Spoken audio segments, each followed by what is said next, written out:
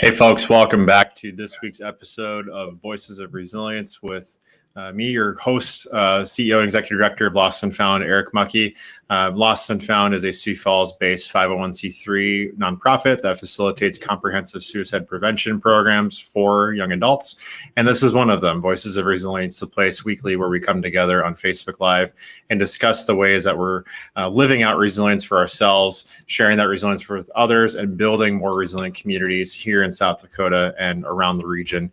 Thanks again for joining us. Really appreciate you being here with us this afternoon. And I'm excited to have a guest here that today will really kind of give us some context to this month of April discussion we've been having, which is addressing one specific question that we may not talk enough about. And that is, how do we actually seek out help when we need the help and find the professional mental health support in our communities that will help us get the support that we may need as individuals, but also support the people in our lives. And so today, we're really excited to bring in a guest, Dr. Mandy Reed, who some of you who are in the audience today who know her well from her disaster mental health work will know her background and her teaching at the University of South Dakota, but also thinking to her background here in Aberdeen, South Dakota, so the practice that she provides will give us some context to some recent data that came out from the Center for Disease Control, but also thinking of how we seek out and address mental health in a global pandemic. You've probably heard the storyline, and you've probably seen this in the news and in general media. Mental health conditions are seemingly at an all-time high right now. And putting that into context of a global pandemic and the experiences we're living through right now is important. So today, I'm really thankful that we'll have Dr. Reed here with us today to talk about that, but also put some context to how we navigate mental health conditions for ourselves and for those we love at a moment when it might be difficult to navigate and difficult to sort of find support for ourselves. So as we're getting started, as always, I want to give a quick shout out to our sponsors, the Aestra Family Foundation and American Bank and Trust. If you'd like to learn more about our sponsors, I'll share a couple of links here shortly with you. But first and foremost, the Aestra Family Foundation, based in Rochester, Minnesota. Their values, family, faith, healthcare, and they have been a longtime supporter of Lost&Found programs, including Voices of Resilience. If you want to learn more about the Aestra Family Foundation, go to the astrafamilyfoundation.org. And our other sponsor, title sponsor for Voices of Resilience, American Bank and Trust. Really thankful to have had their support for the past 4 years, and really thankful to continue our partnership with them in 2021. You can learn more about American Bank and Trust based in Huron, South Dakota, with offices throughout the eastern part of South Dakota by going to abt.bank. So without further ado, I think we're kind of in a fun place this week, and I maybe should use the word fun a little less loosely in this case, but interesting spot this week as we're getting more data from the Center for Disease Control and state by state, the impact of suicide in the past year in a global pandemic. We're kind of getting a sense of sort of what we've experienced, what we've been through. And I'm really excited to have with us today Dr. Mandy Reed. She's a licensed psychologist currently practicing in Aberdeen, South Dakota, graduated with a bachelor's degree in chemistry in 2008 and a Master of Arts in Psychology in 2014. And she now has a PhD with a specialization in disaster mental health that she received in 2016.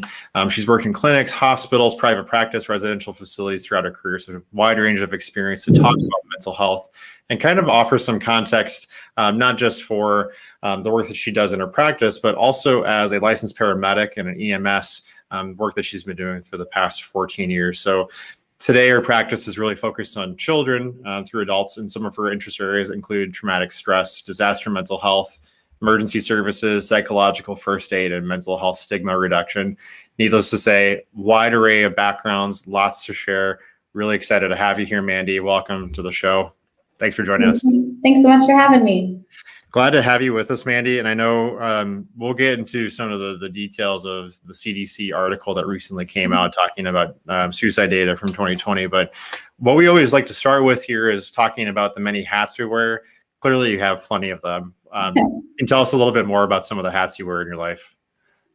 I think you hit probably some of the big ones. Is that, yes, I'm a licensed psychologist, so that's probably a big part of what I do. I see people kind of full time throughout the week for that. I don't work on the ambulance as much as I used to. I only do it about once a month, one weekend a month, but I still really enjoy the ambulance quite a bit. And so it's a big part of what I do and what I enjoy. And I also like teaching. I teach a couple classes at USD for the graduate certificate in disaster mental health. And so disaster mental health and crisis intervention, which are things that I feel very strongly about, because I think prevention is great whenever we can get it. And I would love to talk about how people can get mental health if we can get that in there too, because that is absolutely something we all need. And so those are a big part of that. And also I have a family and a dog and all those other things that go along with it too, and trying to balance it all just like everybody else. So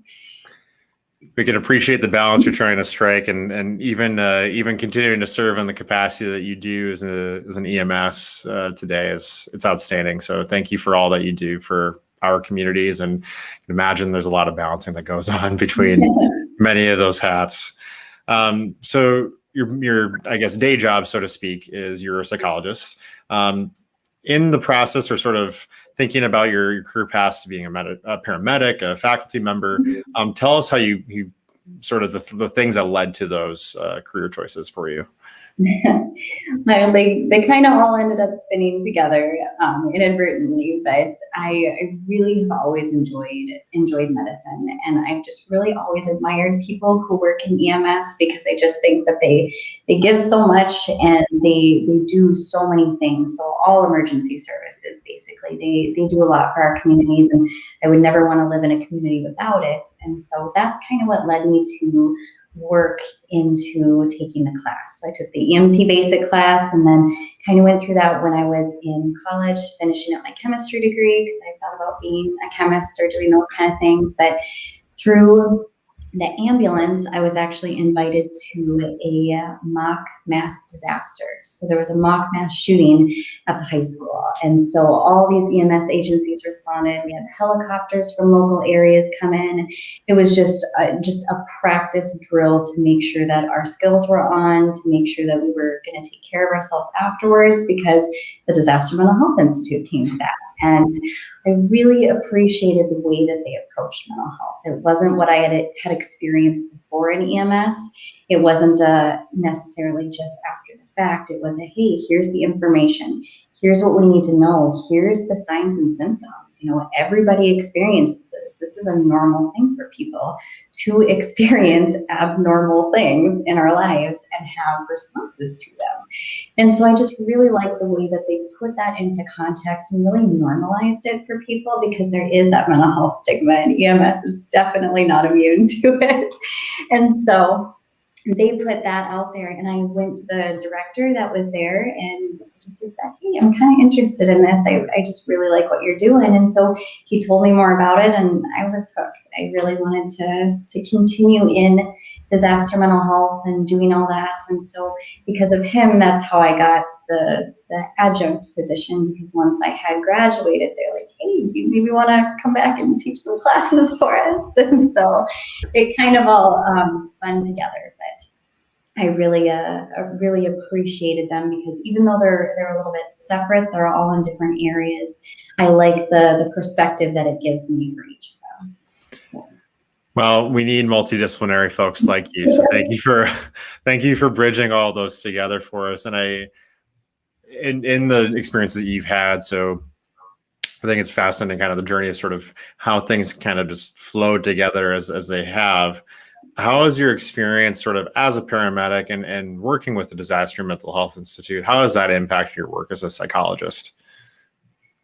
I like to think that it helps me a lot with being grounded with what people are experiencing. I think it can be really easy to get stuck in an office and, kind of stuck in my own information and all the good stuff that I know from research, but I like to really balance that out. And I feel like the disaster mental health and being a paramedic will really help me out with that, because I work night shifts. I go into very odd places. I have really weird experiences and all kinds of things with that are outside of psychology. And like I say, I feel like it helps to keep me balanced in those, because I don't get stuck in one area.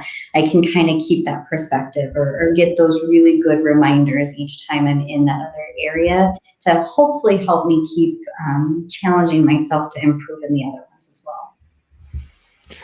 I think the one thing I was going to even jump back even a further step yet. So for folks who are tuning in who may not be as well versed in some of the terms that go around sort of mental health professionals and mental health practice, how does being a psychologist differ from the other sort of mental health professionals you might be seeing out in the field, whether it's licensed therapists, psychiatrists, that sort of thing? Could you share a little bit of that too?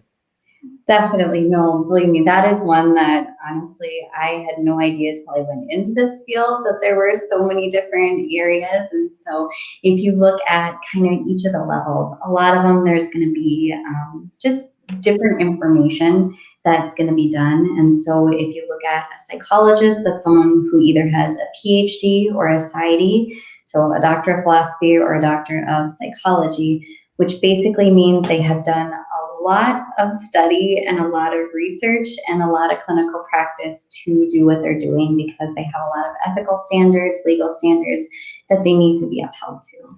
And so when you work with like a licensed social worker or clinical social worker or a master's level therapist, I know some amazing ones I work with from here too. It's just a different amount of education. It's just a lot of the same areas. And so some of the differences would be like the testing areas, some of the experience, and just different pieces in that. But I mean, anybody that you get that has a lot of experience will definitely go from there. And aside from that, just a side note on it is I really encourage people to shop around for the person that you're looking for, because we all click with different people, and it doesn't necessarily matter their level as much as it matters that you connect with them and you feel like they can understand you and that they're going to listen to you and support you. So I tell people that every time I meet them for therapy, is if for any reason this wasn't a good fit or this wasn't what you're looking for, don't feel bad. I want you to get what you need. And so just a side note for that. But along with that, a psychiatrist would be someone who doesn't necessarily do the evidence-based therapies or the therapies where we kind of talk through and figure out those pieces.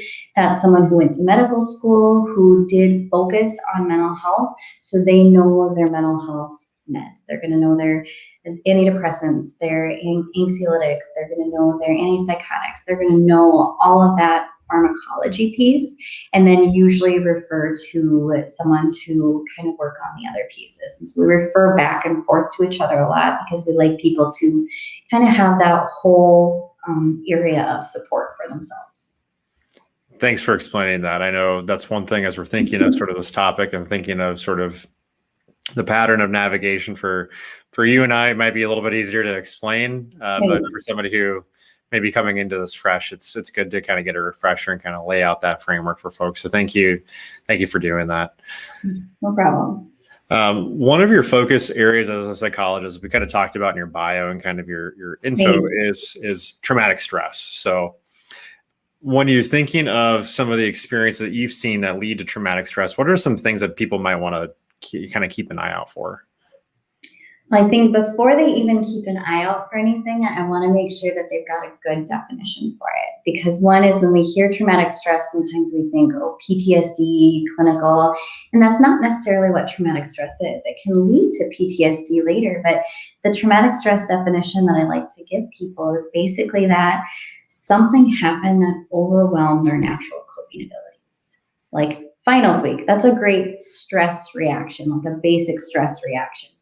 I have a stress response to it, my coping abilities kick in, and I can eventually get through it, right? But a traumatic stress reaction would be something more like a death or, a disaster or something big that happens that it doesn't even necessarily need to be out of the ordinary, but it's something that happens to us that overwhelms our natural coping abilities. So that normally I can cope, I'm a pretty resilient person, but this happened and it might have happened at the wrong time with the wrong other circumstances going on, and now I'm overwhelmed. And so a lot of traumatic stress is really going to be in the eye of the beholder, because what's stressful for me might not be stressful for someone else, and vice versa. They might be able to handle a whole lot of things that I'm just like, I don't want anything to do with that. And so it really depends on the person. And so I encourage people to really expand that definition of traumatic stress, because a lot of different things can cause it. And just because it this one thing is traumatic for this one person doesn't mean it's going to be traumatic for this other person.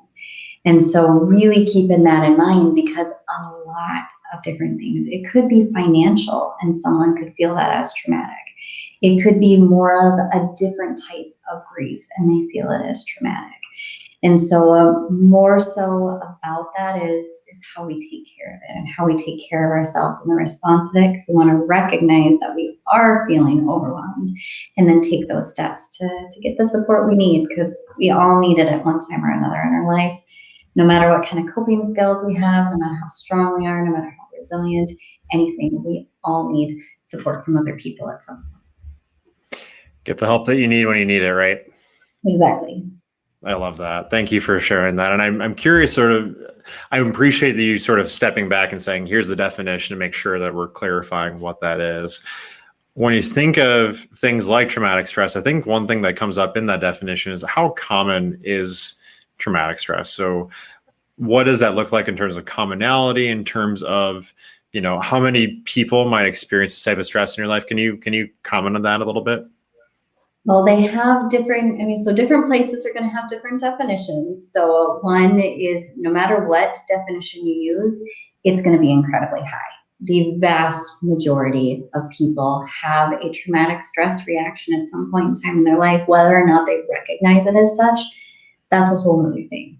But they have them. We absolutely do. You don't have to work in emergency services or work in a high stress position to have traumatic stress. And so by definition, just the definition that I use, that's something that naturally overwhelms our coping abilities. Grief absolutely can do that. And we all go through that. We all have been born and we all will die, as with all of the people that we love. And that is easily a stress reaction when we lose someone that we love.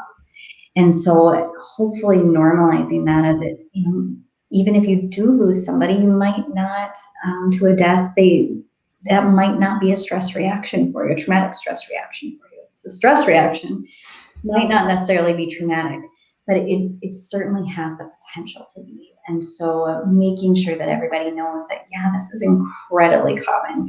And absolutely, a pandemic is a disaster and has so many areas of potential for causing traumatic stress for us. So it's just even more so now, as you noted, with the rise in mental health conditions.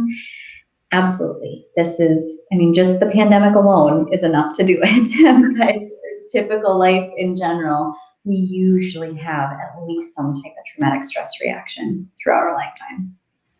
Thanks for clarifying that, Mandy. I know it's helpful, I think, for folks to know the definitions, but also, kind of making a nice handy segue. You're talking about the pandemic. It's probably good for us to dive in and talk a little bit more about that. So when you're talking about the pandemic, and I think one thing I want to share, make sure that's discussed here, is recently the CDC came out with some new data talking about the suicide rate for the United States in 2020. And something that probably took a lot of us by surprise, given the circumstances of the pandemic and sort of the way things went, is the fact that the suicide rate actually went down nationwide. And one thing that I think, and we've talked about this a little bit kind of going into the show, kind of how do we respond to this and understand this? But I think it may be helpful, Mandy, to kind of dive in a little bit and talk about sort of how pandemics impact mental health. But first, sort of putting that into context for folks, we'll share a link here kind of looking at sort of the decreased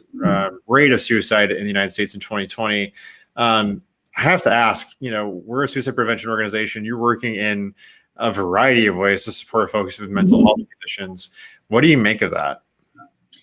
I want to give you a couple pieces in particular without getting too much into the research, because with anything, it's multifaceted. There's so many pieces that go into this statistic that it's really important to recognize that it's not just that one statistic, that one piece that we can hang on to. So there's a whole lot that we won't go over, but a couple pieces that I do want to make sure that people know is, one, if we look at the phases of a disaster, because like I said, this is a disaster, There's honeymoon phases, there's kind of that resilience phase. There's a bunch of different pieces that go into that. And really, we're not even close to being done with this yet. And so for a lot of people, I'm not suggesting that this has been a honeymoon by any stretch of the imagination, but I think for some people, the full effect really hasn't hit yet. The full fallout really isn't there yet. And some of that we won't know for quite some time. And so when we look at that phase, we're just not at that point yet where we're over it and we can start recovering from it because we're still in the midst of it. And so it's hard to really see what effect that's actually going to have. Plus, if you look at anybody that studies suicide, what they're looking at is that we know through research that financial stress and isolation are two huge factors in the suicide rate. And that absolutely is going on now. But they're also saying that we're not going to see the full effect of the pandemic on the suicide rate for at least another 5 years, at least. And that depends on how long it lasts, to the point where it's continuing to cause the issues that it is. And there's a whole bunch of issues that come with that we can kind of get to as well. But that, to just kind of keep those in mind as we see that, because yes, that's wonderful. I'm glad that the rate did decrease. And we definitely don't want to lower our guard and stop prevention measures because we've succeeded, because it is absolutely still one of the top causes of death in the United States. And it absolutely is something that we still want to put that work into, because we don't know the full effect yet, and we won't for some time. Thank you for clarifying that, Mandy. I know that's one thing that we as a team, of course, are sort of looking at, talking about, thinking about. It's hard to say, because I think all of us can really say with certainty we're really happy that the suicide rate clearly dropped. It showed a demarcation point. That being said, I think to your point of sort of almost, I don't know that I would go so far to say it's almost a false positive, but there's certainly a lot of other factors to consider here. And, one thing I think we often forget, and I drawing those things together, when you talk about disaster mental health, I don't know that all of us would consider a pandemic a disaster necessarily, at least in our language, right. But it is. And I'm curious from your perspective, sort of, you talk about that 5-year waiting period, or sort of that period of like, we may not know the full effect. Can you speak more to that and sort of what, literature or sort of the field of disaster mental health may be talking about when it comes to the pandemic and how that translates to the suicide rate? Absolutely. And so one thing, even with disaster mental health, is this is a new disaster for disaster mental health too. There have been epidemics before, there have been pandemics before, and there will be them again. But disaster mental health wasn't exactly a field for the influenza epidemic when it first showed up. It was not even on the radar as being something that we should be even thinking about. We have learned that over the years and over, unfortunately, many disasters that have happened, how important it is for people to have support, to have safety, to have hope, to have that sense of connectedness, to have resilience. All of those pieces are so important to healing from a disaster. And when we look at the pandemic in particular, we know we have a few different elements going on, which makes it have it's so confusing for people already, but this just adds to it. Because if it was just the pandemic, everybody was on the same page about it, we were all unified in our response to it, we could heal from it much differently. We would have a different trajectory because everybody's on the same page. We all agree about the steps we need to take. And that's what we've gotten with previous disasters. Many people listening probably won't necessarily really remember September 11th. Some will, but the biggest piece behind that and other disasters like that was we all rallied together. This was a cause. We need to help each other out. We need to support each other. We need to take care of our neighbors. We need to take care of our responders. We need to do all these pieces. we don't have that unified response with this disaster, because even within the same family, you could have one person who believes it's a conspiracy orchestrated by the government or a foreign country. You can have one person who believes it's completely a hoax, the numbers are inflated, or it wasn't even a thing at all. And you have people who have lost loved ones who are reeling from the impact of the pandemic. And then you've got people who have just widely varying views on how we should respond to it. So just that disconnect makes this pandemic even harder than other ones, because it gives it the element of natural disasters, because this is a natural disaster, but it also gives us that element in technological disasters that we have more of, which is kind of that anger that someone's done something to us, that there's people to blame and we need to take care of it. And ultimately for people, that's a place of control, is that I can subside anxiety or mitigate some of my anxiety if I see this as something that someone caused, because then I can take care of it. It can be addressed and it can be prevented. And really, we can't necessarily prevent a pandemic. Even if we did make a lot of environmental changes, there's still that possibility, because that's how viruses work. And so just that in particular, this absolutely is a pandemic. It's also even more difficult because of that, because it's hard to find the support, not only because of some of the isolation for people, but also because you can have friends, family members that are so divided on it that it's hard to feel validated and hard to get that support no matter what side you're on. Such a deeply articulate way of putting it. I thank you for sharing that, Mandy. And I'm really kind of digesting and thinking through sort of, I could go down a whole bunch of other rabbit holes. But one thing I do want to ask you is, this maybe sounds too basic, but what is a disaster in terms of literature? What defines a disaster? So unfortunately, there are a lot of different definitions of disaster as well. But I really want to put this out there for anybody that's in a rural area, because if you end up in a disaster mental health course with me in particular, you're going to get this, is because disaster is also in the eye of the beholder. Because you get things that everybody agrees on. Oh, that is absolutely a disaster. But a suicide in a small community, that's a disaster.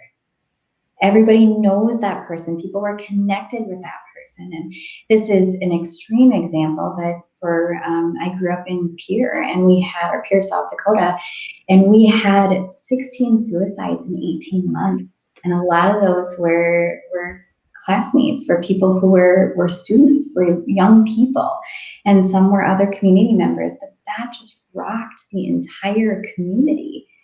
And that's a disaster. Even one can be. And so I really encourage people to hopefully expand that definition of disaster as well, because, I can't say what's a disaster for one person or another person. We have these overarching, definitions that we use for the literature, but really for rural mental health, we try to really expand that for people, because if you're in an area that has, 1 million people, one suicide might not have the overarching effect that it has in a smaller area. And vice versa. There are things in a larger community that a smaller community might not experience. And so kind of expanding that as well, because there are a lot of different definitions that, again, it can really vary by person and by community.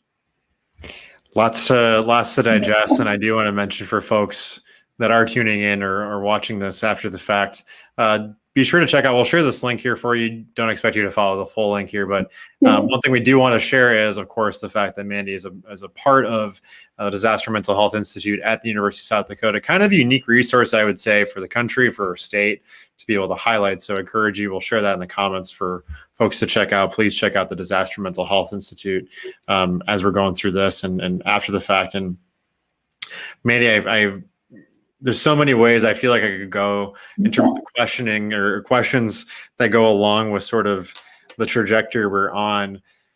When folks are thinking of the pandemic, I think often we're seeing, I mean, maybe not, I would love to hear your perspective on this. It seems like there's definitely more conversation happening about mental health. And one of your focus areas, of course, is mental health stigma reduction. What has worked, I guess, or what are some trends you're seeing that have helped reduce stigma with mental health? And is any of that related to the pandemic? Well, I definitely like to hope, if nothing else, it has started a lot more conversations about access, about telehealth, doing therapy like this. It was actually something I did quite a bit beforehand, just because I worked in a rural area. And so I had access to use this through the facilities that I had worked in previously. But for it to be open to everybody now is just amazing, because we need more resources for people. And I'm hoping that with the pandemic and people highlighting this as something that is really part of what we need, is we need it to be a conversation. We need it to not be hurtful or be shameful for someone to say, oh yeah, that gave me a lot of anxiety, or oh wow, I think I've been really depressed lately. I've been having trouble getting out of this. And people receiving that and saying, hey, I've been there too. Hey, here's somebody that you could go see, or, what have you been doing? Can I support you in any way with that? And so really having those conversations, because there are plenty of people in certain areas that still don't believe that mental health is a thing. Like, it's just not even on their radar. And so it's tough, because some people really need that firsthand experience with it to really be able to digest it and appreciate what's actually going on. Until you've lost someone from the pandemic, maybe it's not something that's really affected you. But when it becomes real for us, when we have that experience, it's sometimes easier to be more empathic and be more understanding, and try to open up a bit more. And a note about the stigmas in general is we have different types of stigmas too, because we've got the social stigmas outside, but we also have the self stigmas. Is that, oh, it's okay for other people to get mental health, but I don't know how I feel about myself if I went to go see somebody. And that's a self stigma. And those can be even more damaging than the social stigmas. And so challenging people to really be open to that, because those who really were open to receiving support after disaster, I'd be okay with myself if I went to see a therapist or a psychologist. That'd be okay. Those people typically fare better in those disasters in the long term, because they don't have that added emotional burden of the stigma on top of everything else that they've already got going on. And so just with those pieces, that I hope that the pandemic has been able to highlight some of these things more and really make it part of our vernacular, because honestly, the more we talk about things, the more that we get younger generations to talk about things, the more we can erase maybe some of the mistakes that we've made in the past, or at least learn from them and really talk about the issues that are going on, because we really do need that conversation in order to move us forward. I think there's plenty of mistakes for us to try to correct. So I'm glad we're in the field together to try to figure that out. I do think, like, for this conversation, especially in thinking about the month we're in, we're really trying to highlight sort of the ways in which people can access a variety of mental health resources and make sure that they kind of know how systems work. They can get access. To your point, one thing I think that was really important, what you said, was talking about the differences in types of stigma. I think when we think of mental health stigma, it's sort of this out there thing of like, hey, we're probably thinking more of social stigma. Being in the field and knowing sort of the things that might be evidence-based practice, and for those who may not be with evidence-based practice, just think things that have worked. What has worked in the field, or sort of what your recommendations might be to address social stigma, certainly, so that people are, allowing or creating places where people are accessing resources. Maybe the harder one, I guess, in the same question is, how do you address self-stigma? I would love to hear your perspective on sort of how we can address those from your perspective and from the practice that you've been in. Definitely. And honestly, those self stigmas can come in a lot of different ways about a lot of different things that we do. And there are some really good evidence-based therapies that work on that. I wish I had like an easy magic wand fix for you that we can just erase those self stigmas. But honestly, there's some really great evidence-based therapies that we know that when people learn these skills, they generally tend to do better, to be able to alter some of that perspective, to be able to really challenge some of those negative ideas and balance it out. I sometimes explain it like it's like watching something on TV that you absolutely don't like, but you just can't tear yourself away from because you can't find the remote. It's really giving the remote back to yourself and being able to change channels to something more positive, to something different, to something more productive, something that you enjoy. All of those pieces is really important. And ultimately, just a piece to it is really taking care of yourself, that self-care, that being kind to yourself like you would to someone else. If it's okay for someone else to seek support, it's got to be okay for you to seek support too. And so that's it's not an overall fix, but it's just if I can get people to at least maybe stretch a little bit, be a little bit more flexible, challenge some of those ideas. That's what we like to do. But ultimately, if it's really is a struggle, if it's pretty well ingrained, there are wonderful therapies that can help with that. Thank you for sharing that. One thing I'll do here, because I know we're getting closer. We're getting closer to our time wrapping up here together. What we always try to do is kind of quick cut through some rapid fire questions. If you don't mind, I'll jump in and throw a few more your way before we kind of close up shop. And I know I've got some deeper questions to even throw even beyond what we've already talked about, which is fantastic. Just a few rapid fire questions for you. So you're practicing psychology and disaster mental health in the pandemic. What was the thing that got you through the pandemic? Well, actually, the ambulance is part of my self-care. I love driving lights and sirens. I can't lie. I love playing with them. I get to go over the speed limit safely, of course, but I really enjoy that. And that's part of my way of feeling like I am working towards something or helping out people in a different way. Because as much as I love psychology and I love supporting people with that, sometimes that progress can be a little slower. And with EMS, I get that immediate support, plus I get the adrenaline from all the fun stuff I get to do sometimes. So that's definitely one thing. And a lot of good self-care, which is going to look so different for different people, but self-care is really the big thing. So finding what works for you, because me being with my kids, being outside when I can and working in the yard, just getting some fresh air and just reading a book, taking a nap, that'd be amazing. I have 3 kids, so I'm probably not going to take any naps anytime soon. But when I can again someday, I certainly will add that to my self-care regimen. So self-care is definitely a big part of what helps keep me going, as well as talking, reaching out to people, because we all need that, no matter who we are. I have to ask, because you're thinking of a busy household and lots of other things going on there too. What have you been watching during the pandemic? Or what's been on the TV at the household?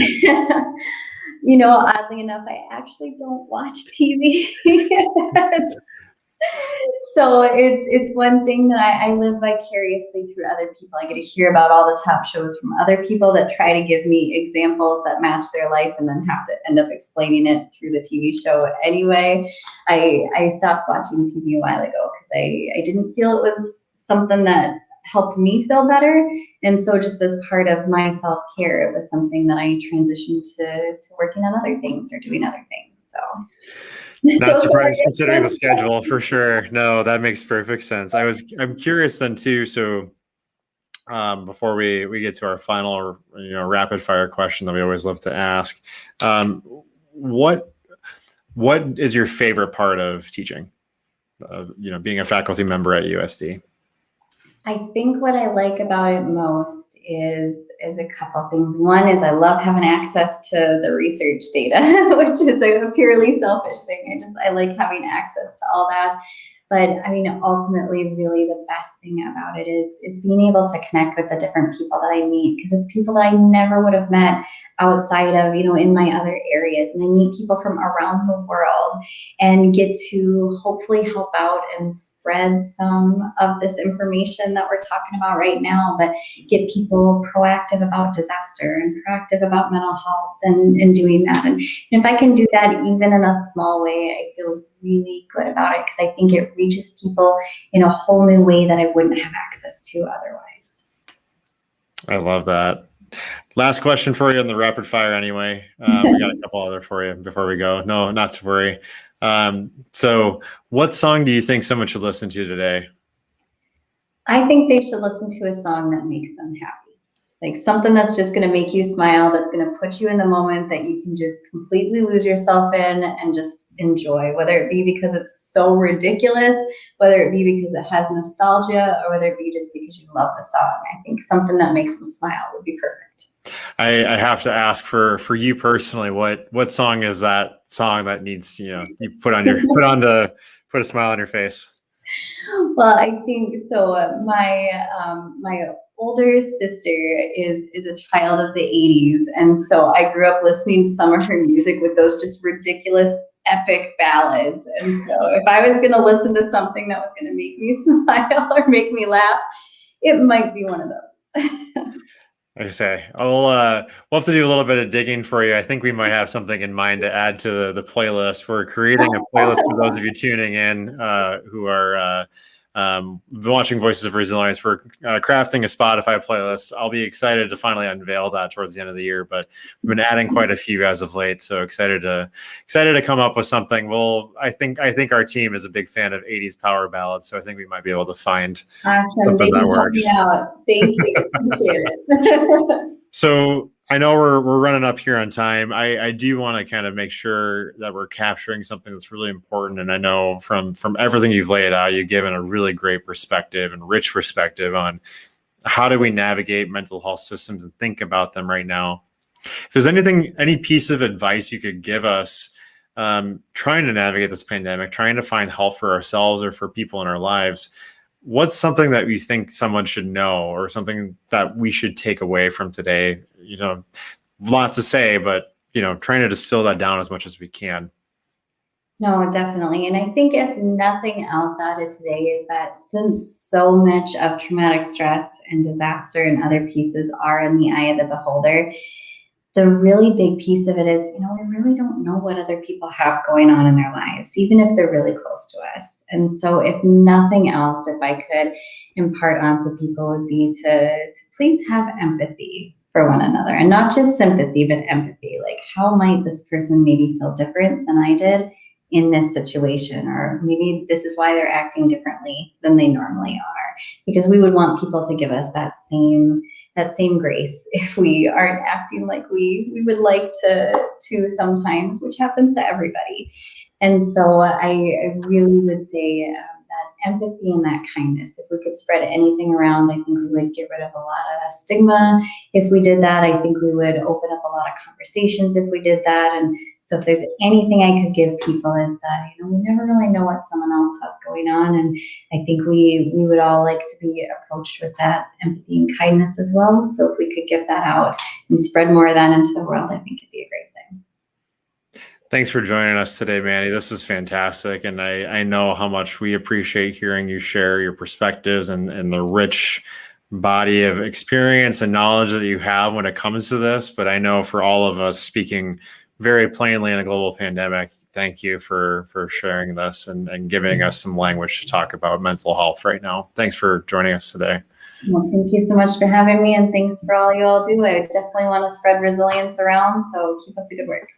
We'll join you in that. Thanks, Mandy, for joining us. Thank you. Take care. Take care.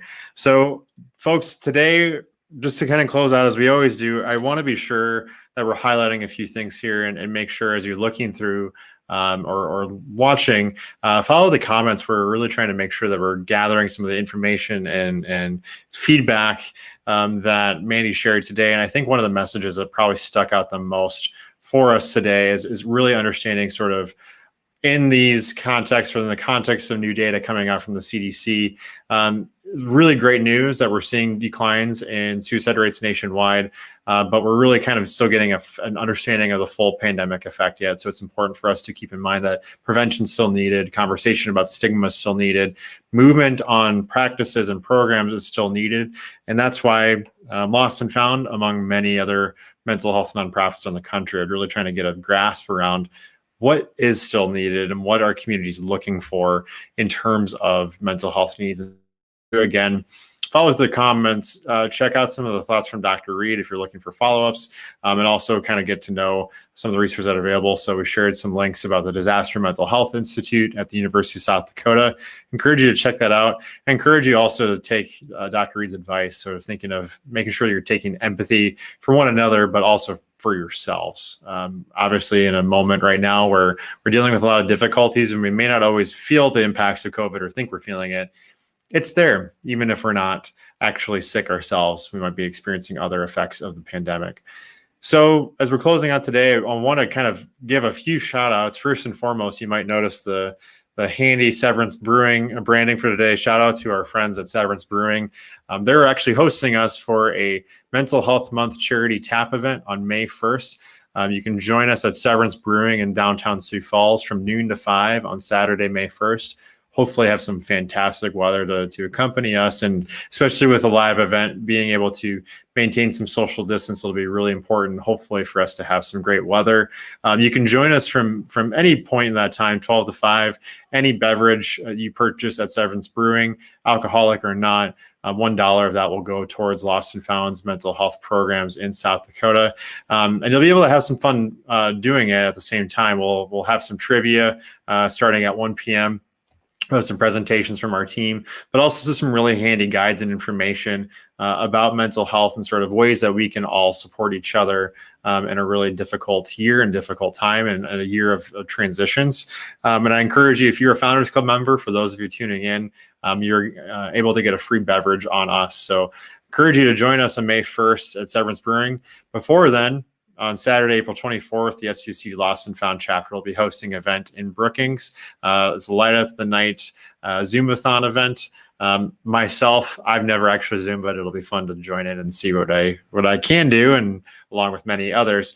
Join us Saturday, April 24th at 7 p.m. at Pioneer Park in Brookings to help raise funds for a peer-to-peer mentoring program that has just recently been launched at South Dakota State University. So with that, folks, encourage you, if you want to learn more about Lost&Found, you can simply go to our website, resilienttoday.org. It'll give you sort of a full view of the programs and offerings that we have and resources as well. You can also learn more about sort of the basis of what our work is through the American Psychological Association. Lost&Found talks about resilience. It's in every sort of bit of branding that we've put out there at this point. Learn more about resilience and sort of the basis for how that prevents suicide by going to apa.org/topics/resilience. Folks, it's been another great week. Really appreciate you joining us here today for another round of Voices of Resilience. Our thanks to Dr. Mandy Reed of Aberdeen, South Dakota, for joining us today. We hope you'll join us next week as we're talking a little bit more about some of the programs or changes of programs that are coming to Lost&Found. I'll have a chance to talk a little bit more about an upcoming resource we're about ready to share through Lost&Found. We'll hope you join us next week. And as always, thank you for joining us. And be sure you have a resilient day. Take care, everybody. We are compassionate. We are inclusive. We are responsive. And we are here.